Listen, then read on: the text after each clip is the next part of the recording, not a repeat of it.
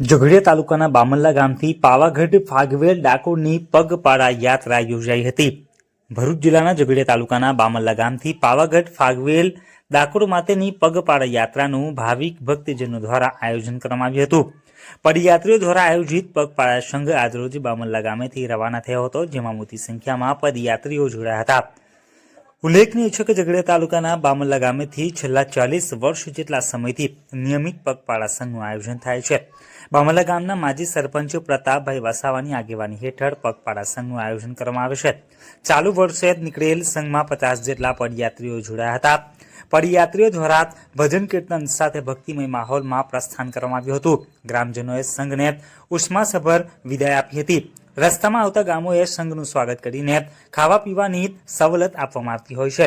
ઝઘડિયા તાલુકાના અન્ય સ્થળોએથી પણ ડાકોર, ફાગવેલ, મીનાવાડા, પાવાગઢ, અંબાજી જેવા ધર્મ સ્થાનોએ જવા માટે અવારનવાર પગપાળા સંઘના આયોજન કરવામાં આવતા હોય છે। ધાર્મિક સ્થળોનો પગપાળા પ્રવાસ યોજવાની પ્રણાલી આપણે ત્યાં વર્ષોથી ચાલી આવી છે અને આ પ્રણાલી ઝઘડિયા તાલુકાના ભક્ત સમુદાય પણ હજુ જાળવી રાખી છે। તો આપણે ઝઘડિયા ન્યૂઝ ચેનલ સબસ્ક્રાઇબ ન કરી હોય તો સબસ્ક્રાઇબ કરી, લાઇક કરી, બેલ આઇકોન દબાવો। રોજ તમારી આસપાસ બનતી ઘટનાઓની માહિતી મેળવો। ધન્યવાદ।